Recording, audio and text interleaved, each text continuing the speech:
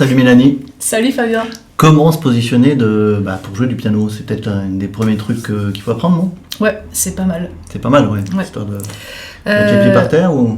Ouais, faut mieux mettre les pieds par terre, si c'est possible. Parce qu'il y en a qui sont peut-être petits, ils font comment? Dans ces cas-là, tu mets un petit tabouret sous les pieds. Ah ouais? Ouais. L'important, c'est... Tu peux pas mettre tes pieds sur les... Si t'as un tabouret sur au milieu, sur les tabourets, des fois, t'as un endroit pour poser les pieds, il vaut mieux les poser par terre, quoi. C'est mieux d'avoir les pieds au sol, ouais. D'avoir une bonne position et d'être bien là, avec les pieds enracinés, quoi. Enfin, si on veut une position un peu sérieuse, quoi. Après, moi, quand ça peut m'arriver de croiser les jambes quand je compose ou je réfléchis sur quelque chose, mais globalement, si je veux jouer, je vais essayer de m'installer droite et puis avec les pieds au sol, ouais. D'accord. Tout à fait. Ok. Ensuite, donc, il y a une question de hauteur. C'est-à-dire que le coude, là, il doit se trouver à la hauteur du clavier, donc ni trop haut, ni trop bas. Donc le clavier, c'est vraiment la partie blanche, hein, c'est-à-dire là où il y a les touches blanches.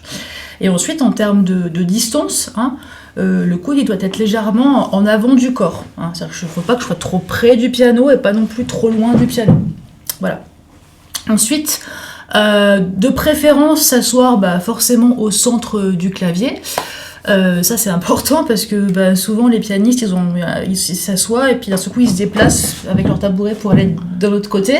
Alors normalement on est censé... Des tabourets à roulette ou... Non, ça n'existe pas. Il faut investir dans le tabouret. Non, pas encore. Mais en fait c'est que si on n'est pas trop près du piano, on dézoome. On dézoome et du coup on voit mieux son clavier. Donc si je joue trop proche de mon piano, forcément pour aller de ce côté-là ou de ce côté-là, ça va être compliqué. D'accord. Donc, du coup, faut pas s'asseoir trop près non plus.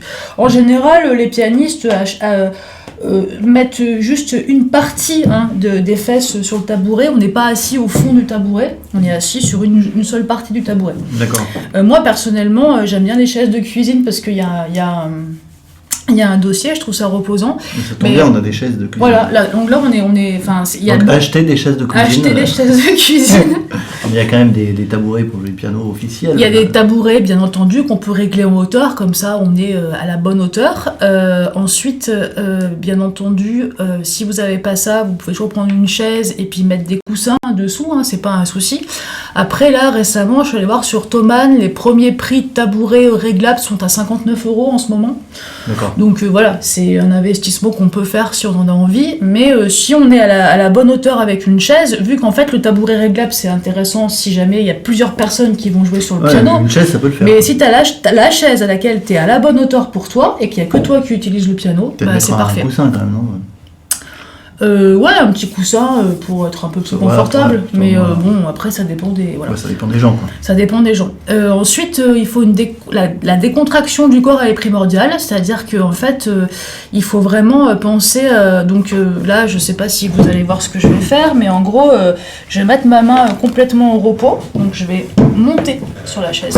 Voilà, comme ça, vous la voyez, la main. Ma main, elle est au repos, là. Donc je me tourne, main au repos.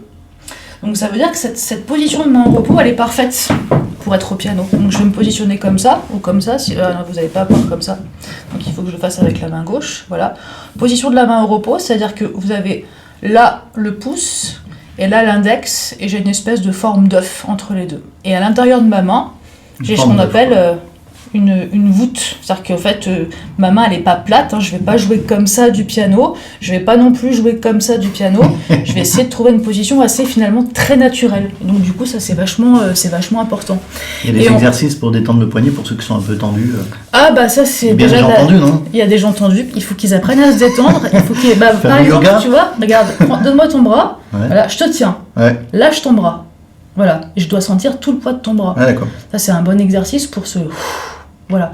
Et en fait, dès qu'on sent qu'on est un peu tendu, à ce niveau-là, il faut tout de suite se dire, bon, là, clairement, ma position ne convient pas. Voilà, c'est beaucoup au niveau du poignet. Ensuite, et on joue avec ce qu'on appelle le bout du doigt. Les personnes qui ont des ongles longs, les couper. C'est pas pratique. Je suis désolée. Là-dessus, voilà. Après, il y a des limites, mais je veux dire, l'ongle qui fait 1,5 cm, ça va devenir très compliqué, parce qu'on va jouer avec cette partie-là, du doigt. Et puis, globalement, je pense que j'ai tout dit. Il faut arriver... Oui, ici, il y a une chose importante aussi, c'est qu'il faut vraiment... il va falloir arriver à soulever le bras de manière assez naturelle et à vraiment sentir son poids de bras. Mais ça, c'est des choses qui s'apprennent avec le temps. Et surtout, faut pas paniquer. Au début, on est tout tendu, donc on a l'impression qu'on n'arrive rien à faire. Et ensuite, petit à petit, on se détend et on fait les exercices et ça se passe très bien. Donc là, une position de main sur le piano. Voilà, je suis positionnée en position de dos. Voilà, donc je suis ni trop haute ni trop basse. Je suis détendue au maximum ici. J'ai mon pouce qui se situe un peu là. Hein, donc je suis pas dans le piano. Là, ça va être trop compliqué. Je suis pas non plus à l'extérieur. Le pouce, pas à l'extérieur du piano, mais vraiment sur le piano. Hein. Sinon, si je le mets à l'extérieur quand j'en ai pas besoin, mais quand j'en ai besoin, le temps qu'il revienne, c'est trop tard. Il y en a qui le mettent à l'extérieur. Et il y en a qui le mettent à l'extérieur. Après, attention, oui, il y en a qui vont, quand ils ne l'utilisent pas, ils vont le sortir. Moi, ça peut m'arriver aussi d'ailleurs. Mais ce que je veux dire par là, c'est qu'on a quand même besoin d'avoir tous les doigts disponibles, ce qui est assez logique. Quand on va toucher des touches noires, forcément, on va rentrer dans le piano. On n'a pas le choix, il faut y aller, il faut rentrer dans le piano. C'est-à-dire qu'on ne va pas toujours être au même endroit. Là, je suis sur les touches blanches, donc ça va, je me situe ici. Mais si je veux aller chercher, par exemple, un accord avec des touches noires, hop, je rentre dans le piano. Alors bien entendu, c'est des accords qui sont plus difficiles à jouer parce que c'est un peu plus dur d'appuyer. Plus on monte, plus ça va être dur d'appuyer. Mais pareil, ce sont que des exercices de souplesse et d'habitude. Il n'y a rien de compliqué à ça. Et c'est pareil pour la main gauche. Les deux mains fonctionnent exactement de la même manière pour le coup. Donc là-dessus, voilà, il n'y a pas de souci à se faire. Si vous avez mal, c'est que vous êtes a priori mal positionné ou c'est que vous n'avez pas encore l'habitude, mais n'ayez pas peur de ça, faites des pauses, faites-en un peu, et puis surtout ne pas avoir l'impression que c'est un instrument inaccessible, qui est jouable que par des grands musiciens qui ont fait 15, 20, 30 ans d'instruments. On peut aussi arriver à jouer quelques morceaux au piano en s'accompagnant, en chantant. Voilà, c'est quelque chose qui est faisable, vraiment, et donc du coup c'est important de l'avoir en tête quand on commence à mettre les mains sur le clavier. Et si on reste sur le sujet de la position, est-ce qu'on peut se faire mal si on a une mauvaise position, on peut avoir des tendinites ou des... on peut Ça veut dire qu'on a des mauvaises positions si on a mal ?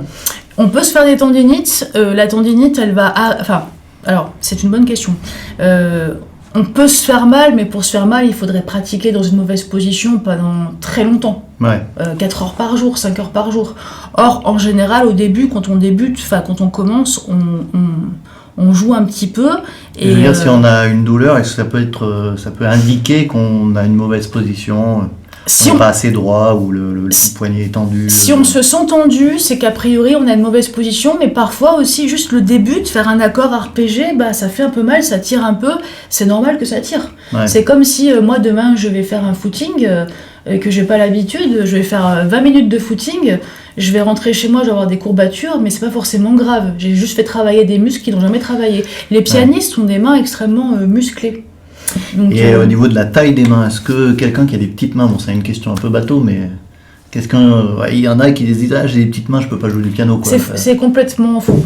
Ouais. D'ailleurs, souvent on dit vous avez des mains de pianiste aux gens qui ont des longues mains fines, et en fait c'est pas forcément du tout ça des mains de pianiste. En général, les mains de pianiste sont assez musclées, donc elles peuvent être Moi j'ai connu un prof de piano qui avait un pouce où on aurait dit une porte, c'est-à-dire qu'il pouvait à peine passer son pouce entre deux touches noires, et pour autant ça l'a pas empêché d'être un très très grand pianiste classique. Donc en fait, vous prenez aussi des exemples comme, je sais pas, quand on parle de l'assise, prenez le pianiste classique Glenn Gould, qui a toujours été assis sur des chaises de cuisine extrêmement basses. Glenn Gould, il est tellement bas qu'il joue comme ça, comme un épervier. Enfin, c'est très étrange. Il y a des positions dites académiques. Alors j'ai envie de dire, c'est normal de dire ça à quelqu'un qui débute. Quand même. Mais oui, mais par exemple, si on prend en jazz... Lui, il aimait bien jouer comme ça, en fait. Il aimait bien jouer très bas. Très très bas, mais il faut voir... Il se cacher, non ? Peut-être. Je sais pas, faudra lui demander, mais il est plus là pour répondre.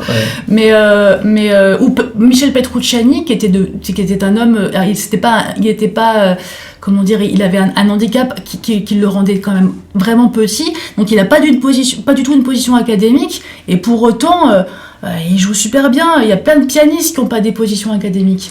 Donc il faut un peu se décomplexer aussi. Il faut se décomplexer. Ça, c'est peut-être la chose la plus importante. Mais par contre, faites attention au minimum pour pas vous faire mal et pour aussi gagner en technique, un petit peu, un minima. Bon, écoute, Mélanie, merci pour ces éclaircissements. Je crois que c'est pas mal pour aujourd'hui. Ça marche. Et puis, comme d'hab, à la semaine prochaine. À la semaine prochaine. Salut. Ciao.